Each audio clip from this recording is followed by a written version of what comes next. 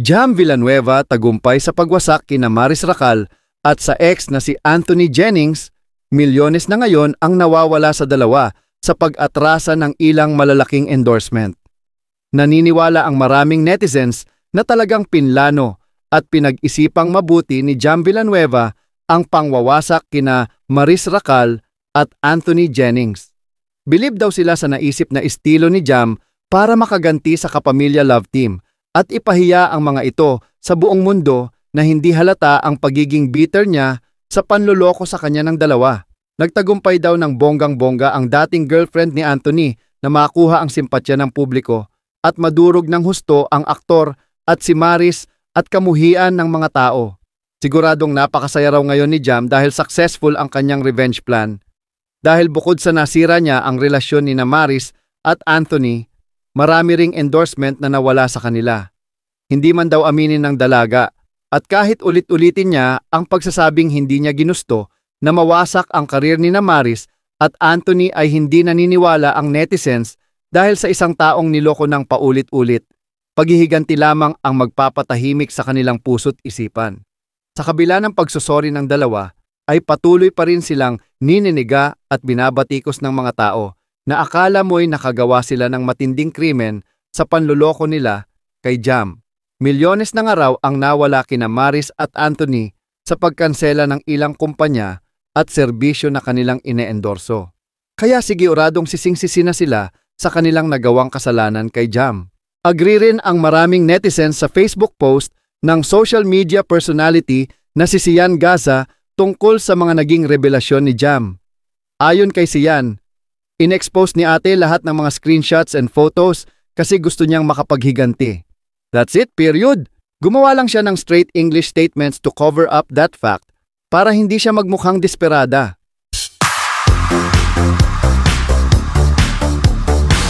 Ito sa totoo lang, kapag ang personalidad ay kinuha para mag-endorso ng isang produkto, 100% dumadaan ito sa matinding masusi na survey. Kaya ang laking bagay para sa mga artista ang product endorsement.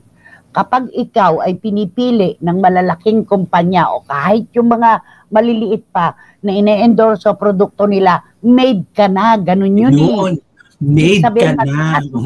Mo sa publiko. Pero dahil po dito sa nangyari kay Maris Racal at kay Anthony Jennings, grabe, nagbaklasan talaga ang kanilang mga endorsement. Yun pong napanood natin sa social media na binabaklas po yung material, yung kay Maris Racal, billboard niya. Palagay ko hindi naman galing sa SMB yun, hindi naman sa San Miguel siguro. Baka yung mga taga-baklas at taga-lagay ang gumawa. Kasi nakalagay yun SMB daw. Hindi naman siguro nila gagawin yon. Ayan na nga po, ano nang nangyari? Diba nagkatanggalan na? May nagtanong dito. Eto ano ang mangyayari kapag ganyan na tinanggal na ang mga TVC nila, ang endorsement nila, paano na ito? Ganon. Okay. Ganito po yon. Kahit hindi po ako nagmamanage ng mga artista, nakakapag-recommenda naman ako sa ibang mga umpisa. Sila na nakikipag-usap. Kuwari, 5 million ang ibinayad. Tapos nakakalahati na sila. Kung 1 year yung contract, nakakalahati na. Ibabalik yung 2.5 at sila ay nadamay sa isang kontrobersiya. Dahil ang pinag-uusapan dito, may morality clause ito. Kung naalala niyo po mga kapatid, huwag na natin silang pangalanan, meron pong mag-asawang singers na nag-endorso ng malaking produkto noon, biglang naghiwalay. Pinag-usapan ng buong bayan ang paghihiwalay nila. Anong nangyari? Di ba pinabalik sa kanila yung kalahati ng ibinayad nila? Yung morality clause po kasi ang pinag-uusapan dito. Kaya dito kay Anthony Jennings at kay Maris Racal, hindi ko lang alam kung ilang taon yung kontrata o na-serve na ba nila yung time na pinag-usapan. Yun. Nakakalungkot naman to. Nay, ang mahirap po sa pag-pull out ng endorsement, bukod sa wala ng renewal sa 2025, ay may bayad pa ang artist sa brand na multa dahil sa morality clause. Sayang kasi ang billboards at posters printed. Love you, Nay. Tama ito, Randy Balaguer, tama, kasasabi ko lang. Totoo yan. At alam na po natin ang nangyayari sa mga ganyan, di ba? Sayang na sayang. Ang dami nila, binagsa sila na endorsement. Ang mga TVC nila, hindi ko nga mabilang ko ilan, pero eto na, nagbabaklasan na. Wala nang renewal, di ba? Magbabayad pa. Dahil kasama yan May morality clause dyan Kaya pala na, di ba, ito na yung pumapasok na yung mga artistang naghiwalay, hindi mo na nila inanos na magkahiwalay sila. Hindi mo na sinasabi. Oo. Hanggang hindi naaayos ang problema. Yun. Diba? Parang isang namayapa na pagkalaki-laki bilyones ang pera sa bangko at may mga anak, makikiusap yung mga anak, huwag munang sabihin kasi napakahirap na kapag namatay yung may-ari ng bilyones. Diba? Kaya kailangan muna ma-withdraw, parang ganun. Yes. Ma-withdraw muna. Kaya please don't mention my name. Nagtrabaho ako sa ad agency dati. Tama ang sinabi mo.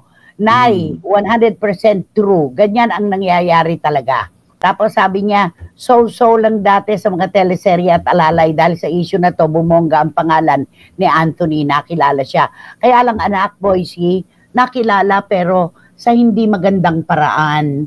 Kasi kapag ito, tinilad-tilad natin ang issue na ito, sa kanya talaga ang bagsak nito. Kung totoo yung sinabi ni Maris na ang tagal-tagal ko na siyang tinatanong kung meron pa silang relasyon. Sabi niya, hindi. I kept on asking him if they're still together. Hindi. Ako daw ang mahal niya. Sabi niya ganon. Kaya sa kanya ang tapon nito kay Anthony. Kaya nakilala, oo, sa anong paraan. Kaya lang hindi ito naisip ni Maris at nitong si Anthony Jennings. Napakalaking grasya ang kumawala sa kanilang mga kamay. Isipin mo yan, di ba? At yung morality pa ngayon, grabe. Yung pagsisimula na naman nila kung paano sila sisimula at i-build up ang kanilang mga sarili. Matagal bago ito makalimutan. May pelikula pa naman sila itong February yata next year. Tapos may existing ngayon. May incognito itong si Anthony Jennings. Tapos si Maris naman yung kay Vice, di ba? Apektado rin ang mga proyektong ito. Sa totoo lang. Apektado yan. Nakakalungkot. Ayokong sabihin kasi hindi kagandaan may pagka-sexual ang dating pero yun di ba? Yung narahuyo parang pumasok sila sa isang ganon. Basta may term diyan di ba? Sa panandaliang achuchuchu. Ayan. Serex. Ayan tayo. Ayan. At unti-unting dumausdos. Diba? Nakakaloka talaga. Sayang na sayang. Kung tayo nga, diba, nangihinayang, mano pa kaya sila? Kasi mukhang magbabalik sila ng kanilang mga talent pinito. Kapag ganon, kapag hindi pa nila natumbasan, yung nakalagay sa kontrata, ganon ang mangyayari. Na yung naghiwalay ba na mag-asawa? Tama ka, dilitada, tama ka. Sila talaga. Kinailangan sila talaga. At nawalan din sila na endorsement nun. Sa totoo lang. Kasi yung morality clause nga, kasi nakalagay doon, hindi pwedeng masangkot sa anumang bagay na makasisira sa produkto. Kasi, let's face it, negosyo po ito. At kapag negosyo pinag-usapan, kapag di na nabenta ang produkto at hindi na sinusuportahan yung endorser, tatanggalin talaga yan. Negosyo, business is business. May nagchika sa akin, ito daw Anthony Jennings na to, halata nila na may talaga, tinamaan ng umakyat yung hangin. May yumabang. May siguro. Nakatikim ng Tsaka alam mo kung nagpalaki sa ulo nitong dalawang to? Di ba yung Can't Buy Me Love. Can't Buy Me Love. Di ba ang bida doon talaga si Donnie Pangilinan at saka si Bel Mariano. Si Bel Mariano. Kaso dumami yung mga ano na nasusulat na at natutuwa kami, kilig na kilig kami kina Anthony Oo. Jennings at ganito. Hinabaan nga ang role nila doon di ba? Yes, mas sila lalo nga napansin. So, akala nila talaga sila na nagdala. Kay Donnie at kay Belle yan, di ba? Ay, Diba, naku, iba inahirap talaga. ka, nauuna yung hangin, di ba? Tatandaan po natin, ang hagdan ay hindi lang akyatan, babaan din po yan. Ay, naku. Diba naman?